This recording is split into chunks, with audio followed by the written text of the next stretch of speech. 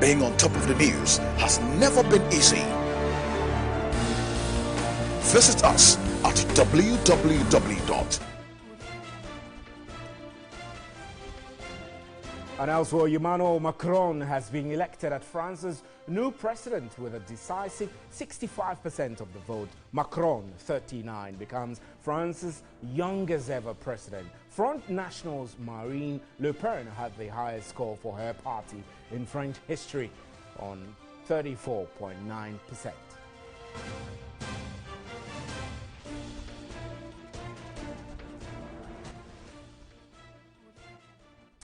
Remember, this is News at 10. We're streaming live on our Facebook page and on the internet at 3news.com. Up next is the big one.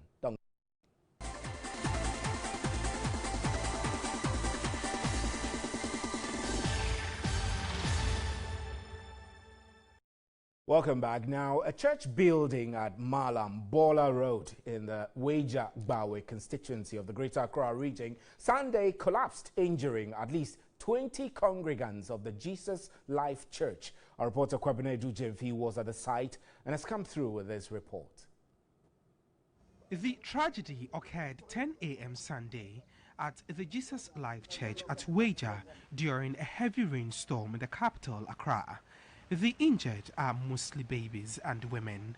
A 34-year-old victim, Raymond Idua, narrated how the incident happened. It's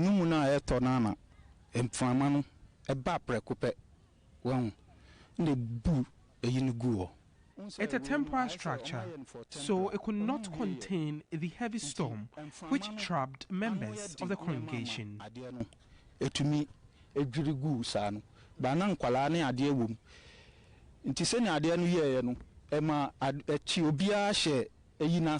At the South Municipal Hospital in the same area, nurses confirmed victims were rushed in after the incident but were treated and discharged. Records available at the church shows 10 congregants were rushed to the health facility. We're told 2 persons who were in critical condition were referred to the Kolebu Teaching Hospital. 3 of the patients are doing well. They've been treated and then discharged home. Some of them had fractures, and then one baby had a hip fracture, and then one man who was also unconscious. We are told the church has been in existence for the past 1 year. Right, let's do some analysis. Nana Akwada is Executive Director of the Bureau of Public Safety. He's joining us. Mr. Akwada, good evening, and he's on Skype now. Nice to be with you. I know the rainstorm and all of that, sometimes it's unexpected, but what do you make of this rather unfortunate incident? A very good evening to your viewers. I think that some of these things is to be expected as the rainy seasons have set off. We are going to have storm, people's roofs are going to rip off and all, but as a state, as a nation, we must be err on the side of caution. The call to make public places, insurance mandatory at this time should be pronounced, that when people find themselves in public places such as church, in the event of such acts of God that results in injuries and in some cases fatalities, the insurance companies must come to their aid. Interesting. You talk about insurance. It does appear that many of our public structures or places that we converge do not have insurance to cover the place and to cover people who patronize this place. What do you think should be changing within our society to make sure this kind of awareness or consciousness is actually ingrained in the minds of people who put up public infrastructure of this kind, like a church? Well, I think it's a multifaceted approach that we need to adopt. First of all, people must understand that when they find themselves on a premises, the occupier, or if you like, the owners of that premise, have a certain liability towards them whilst they are there. And so in the event of such occurrence, they could press charges to seek, as it were, compensation. If that culture grows in our system, people will now, will want to insulate themselves from huge costs or insurance claims being brought against them. So they would then proceed to the insurance company. It's also important that the insurance companies also take opportunity of some of these things to, as it were, rope in occupiers or owners of public facilities to understand the liabilities that they are likely to face in the event of things not going well for them. And NADMO, I know that NADMO over the years has been more reactionary than we anticipate, that they're supposed to do disaster prevention and relief as well. So what are your expectations of them in this particular disaster and related disasters of this kind? Well, we at the Bureau of Public Safety have said that the NADMO must apply itself, as a coordinator of multiple agencies. So NADMO should not be the one to fly a helicopter. NADMO should not be the one to go to places and deliver beds and so on and so forth. NADMO should actually, I'm sorry about that, I have an interruption. NADMO should be the one to bring together state security agencies and paramedics like the state ambulance service, police service, the military, and so on and so forth. NADMO should be the one coordinating such affairs and not the one actually indulging itself in it. And once NADMO takes that role to coordinate the agencies, we will find NADMO on its feet and they will be able to do a proper disaster prevention. Right. Ms. Akwada, we're grateful for your time. Thank you extremely for joining us. Nana Akwada is Executive Director of the Bureau of Public Safety. Now, still on disaster issues. Sunday's rainstorm brought down a number of billboards in Accra. The 37 military hospital area was the worst affected, where traffic lights also came down, leading to malfunctioning of the lights at the interchange. The rainstorm began in Accra around 10:30 Sunday morning from the southeast regions and lasted for about half an hour. The storm accompanying the rain was so huge and suspected to have caused damage to many structures and streets. Mostly affected were billboards at the 37 military hospital and environs. At least a number of huge billboards along the military hospital walls came down. One of the affected billboards was under construction and had the main pillars broken after a foot from the concrete. Other existing ones suffered similar effect at the same location, with fallen pieces stretching onto the walkway. A number of smaller billboards were equally affected inside the main 37 interchange, including a street light and other standing objects.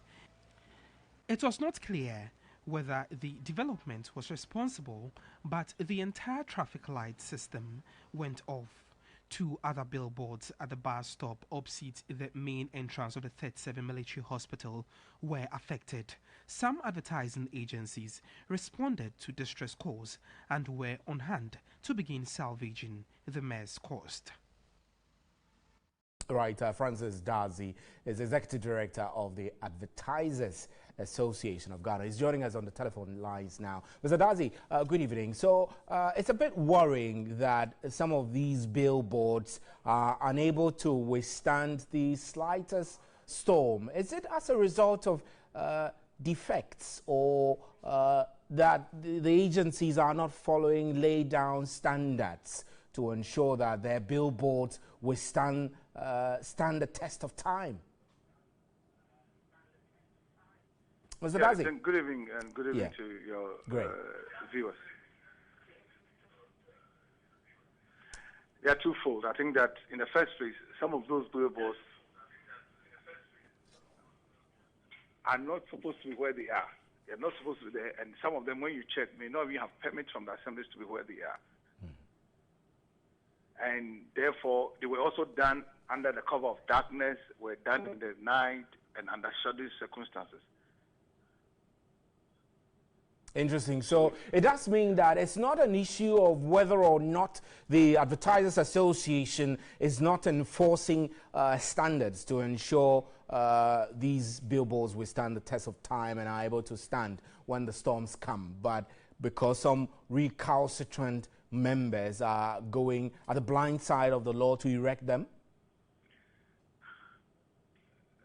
It's not everybody who erects a billboard is a member of the Advertising Association of Ghana. And an individual like yourself can also have access to a permit to mount a billboard. So there's a number of factors. There are some individuals, companies who are not even advertising companies, who do not even have the know-how, are able to acquire permits and then mount those boards. All right. A lot of those boards on that stretch are not supposed to be there because of the spacing and then even the distance required. When you want to mount a billboard, you should have done your foundation work at least 2 weeks before the board comes up. But you can have 3 days and then people have mounted boards. How do they get those permits? And that is the investigations that must be carried out. Unfortunately, we have started with the new MCs we are appointed. We have started engaging them to let us work together, set standards that we can both enforce, both the assembly size and ourselves. So if anybody comes, we lay down the structural requirement, the footing requirement, the foundation requirement for these boards. And some of these things are being overlooked over the period. Let me dare say that I think that the Ganamse menace is also affecting billboards industry. Let me just say that, in that we have got all sorts of people infiltrating into the industry, and that is where we are today. But thankfully, we have started engaging the assemblies, the new MCs, and we hope that we can be able to work together and enforce some of these standards. We are the custodians of standards, but the permitting system in some areas, we are not involved at all. And so I think that going forward, these are the new direction we've started engaging, and we hope that we can be able to do something to protect, the public. I've always said that the essence of the road network is first for the road user, the pedestrians, the motorists. It is after that before billboards can come in. So you cannot put a billboard in such a way that it poses danger to the public. It is wrong. It is criminal. Right. Right, Mr. Dartey, we're grateful. Thank you very much. I know that we will explore this further as the days go on. Mr. Francis Dartey is Executive Director of the Advertisers Association of Ghana, and I'm Stephen Enti. You're watching News at 10. We're streaming live on our Facebook page and on 3news.com. We'll be right back with more news. Please stay.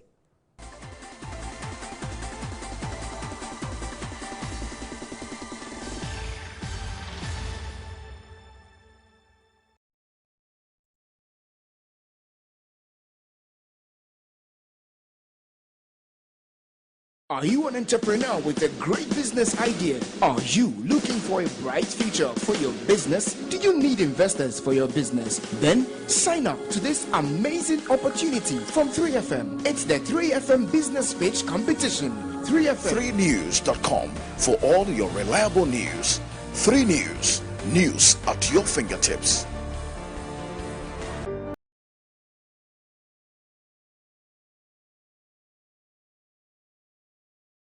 Captivating,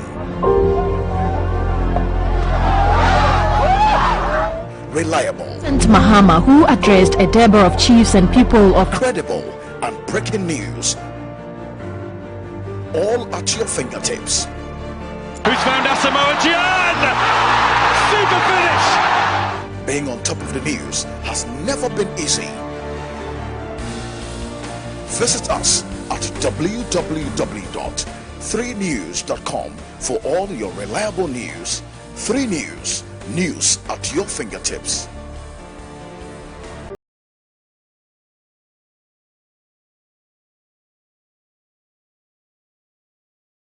Captivating, reliable, President Mahama, who addressed a Deborah of chiefs and people of credible, and breaking news, all at your fingertips. Who's found Asamoah Gyan? Super finish! Being on top of the news has never been easy.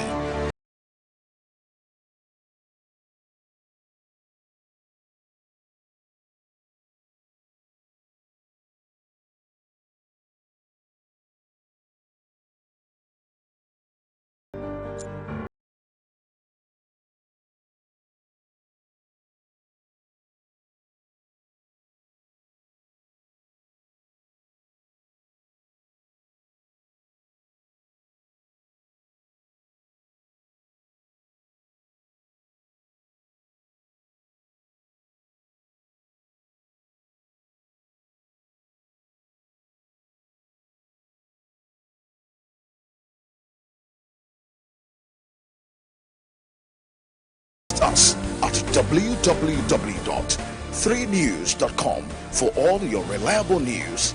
3 News, news at your fingertips.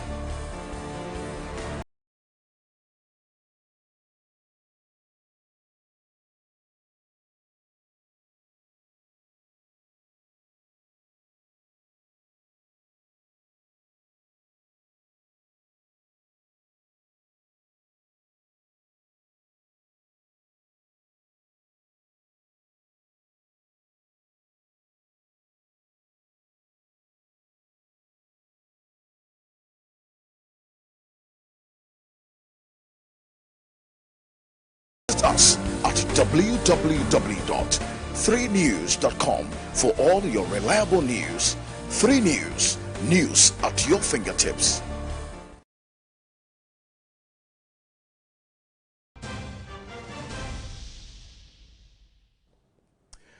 Welcome back. Now, Nigeria's militant group Boko Haram has released 82 schoolgirls from a group of 276 they abducted in northeastern Nigeria 3 years ago. The president's office said the girls were handed over in exchange for Boko Haram suspects after negotiations, and they arrived in the capital Abuja on Sunday. Let's quickly get on to Skype now and speak with Professor Ibrahim, who is the director of the Center for Democracy and Development in Nigeria. Prof, we're always happy to get to cross over to our neighbors, Nigeria, to speak to you. How are you, sir?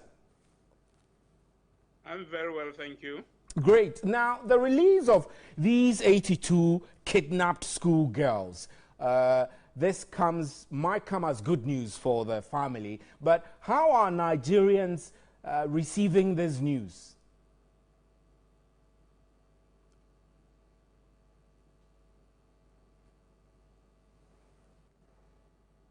Right, I think we're having some delay challenges with Professor Ibrahim. Prof, if you heard me, Yeah. I was asking how Nigerians feel about the release of these girls.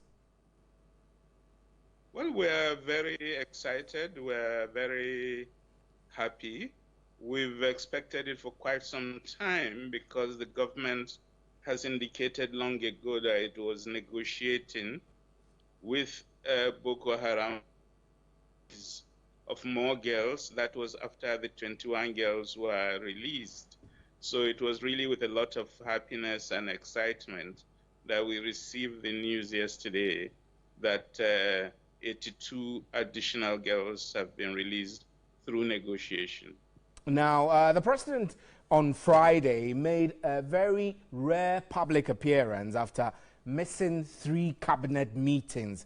How would you say this negotiation and exchange of the 82 girls will boost his image and that of his government? I think it has been a real boost to the image of his government because Nigerians, and indeed all people of goodwill, have been extremely happy at this outcome. It's what we've been struggling for over 3 years, and it is really a very, very happy occasion to see the president succeed in his promise to get more of these girls released. And as he said this evening when he received the girls, his ambition is to ensure that all the others, the 113 remaining Chibok girls, but also the others who are not from Chibok, are all released from Boko Haram captivity. Now, this negotiation, there are many observers who perhaps think that if these negotiations were done whilst President Jonathan was in power, and if he had used negotiations as part of the tools available to him, these girls would have all been freed by now. Do Nigerians have that sense that Jonathan could have done better if he resorted to negotiations? Actually, Jonathan could have done quite a lot. And don't forget, Jonathan was also involved with negotiations over the Chibok girls towards the end of his regime. But unfortunately, the specter of corruption affected the process, and a lot of money was used allegedly to bribe captors of the girls. And it turned out that it was all a corruption charade just to share out government money to people who did not actually have custody of the girls. So I think the corruption of the Jonathan regime was part of the problem that was encountered. Interesting. Now, we know that President Buhari made the crushing of the insurgency one of his key pillars in his campaign. Now, Boko Haram still poses security threats to Nigeria and the rest of the sub-region with all the bombings and suicide attacks and all. Do Nigerians want to see talks that will aim at completely ending this kind of conflict between Boko Haram and the Nigerian state? Absolutely, because as you are aware, there has been a transformation in the nature of the security challenge. While previously Boko Haram was capturing and keeping territory as part of a caliphate it had dedicated to the Islamic State, the onslaught of the security agencies on them has led to a situation in which they've lost that territory and they are now resorting to classic guerrilla hit-and-run tactics. And as we are very much aware, a few guerrillas, well-armed, can do an enormous havoc to communities that are unarmed. So for all the communities in the Northeast and for the rest of the country, the hope is that a settlement can be negotiated to end the present insecurity that is seriously affecting communities in that zone. Right. Prof, before you go, we've had media reports that President Buhari, after receiving the Chibok girls, is billed to travel out of Nigeria to London for medical checkup and a follow-up on his health condition. Is that an accurate media report coming from Nigeria? Absolutely. The president himself announced that he was going back to the United Kingdom for medical attention. And he reminded Nigerians that on his return from the UK in March, he had intimated us that there will be a need for him to return to complete the treatment he was receiving in the United Kingdom. A lot of Nigerians are wishing him very good recovery and very quick recovery so that he can come back and resume his good work. Right, Professor Ibrahim, we're grateful and thank you very much for joining us on Skype. Professor Ibrahim is the Director, Center for Democracy and Development in Nigeria. Let's come back to Ghana, where President Akufo-Addo has returned home after a 6-day tour of 3 ECOWAS countries. The president visited Togo, Burkina Faso, and La Côte d'Ivoire. The president was met on arrival by the Vice President Dr. Mahmoud Bawumia and some government officials. Ghana entered into several agreements during the ECOWAS tour. There was a running theme in the president's discourse in the 3 countries he visited. Mainly, he urged the 3 presidents he interacted with to ensure that first and foremost, this dependence on aid, this mindset of charity, this mindset of having to depend on foreign powers to develop our country, that mindset must stop. And that mindset will stop if at the end of the day, we begin to deal amongst ourselves. We begin to trade amongst ourselves. Galamsey also took center stage during the visit. The Bia and Tano rivers lead directly into Côte d'Ivoire, but as a result of these issues to do with illegal mining, most of these two water bodies have become polluted. So it was agreed that at the end of the day, they need to, the various or the respective ministers of mines from the two countries need to sit down and address these issues and make sure that whatever be the case, we're able to put in measures to ensure that we're able to counter the effects of Galamsey.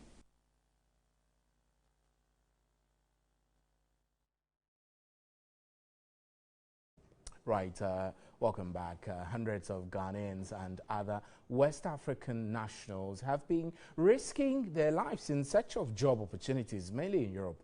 Some are lured with prospects of good jobs, but end up being maltreated. The issue has been a source of worry for many, and one of such is the concerned Ghanaians, Pan-Africanists at home and the diaspora. I'm quickly trying to get contact to Aula Sewa, who will be joining us on Skype pretty shortly. We don't have her on the line, but when we do, we'll get her and then we'll wrap up our conversation. This is News at 10. We're still live from the News Hub here at Asiedu-Dartey in Accra and streaming live on our Facebook page. Now, residents of Jericho, a suburb of Ashaman of the Greater Accra region, have called on city authorities to desail choked drains in the area. They fear with the onset of rains, homes could be flooded owing to the rampant dumping of refuse in drains. One of the major problems in the Ashaiman municipality is poor drainage system and haphazard siting of buildings. Drains in some areas are too small to contain water anytime there is a downpour. Other communities are without drains. Areas with drains are also choked with refuse. Residents lament over the insanitary conditions and a fear of a possible cholera outbreak.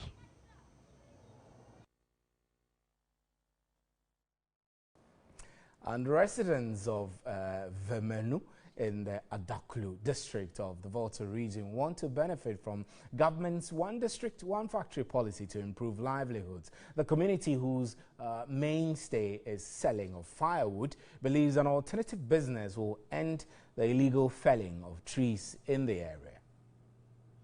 Vumenu and its surrounding communities are well known for illegal felling of trees, which had become a booming firewood business in the Volta region. Every corner of the community could be seen with piles of firewood ready to be carted to neighboring villages. The activity, which has become a booming business, especially among the youth of the community, is also depleting most forest areas. Only job that we do. So we are pleading the government to come and help us so that we stop cutting the trees because we are destroying the forest. We need job. Like Divine Agbesi, 43-year-old Veronica G also wants an alternate source of livelihood to improve living conditions. We will stop cutting down the trees if we have other jobs, because if we stop now, our families will go hungry. So, until an alternative income-generating avenue is created for residents of Vumenu and surrounding communities, the firewood business will remain a booming activity among the people. From Vumenu in the Volta region, Nana Kwekwedia for TV3 News. And that's it for News at 10 from the studios here at Asiedu-Dartey in Accra. I'm Stephen Ante. Thank you for staying with us. There is more news at 3news.com. On behalf of the crew, good night.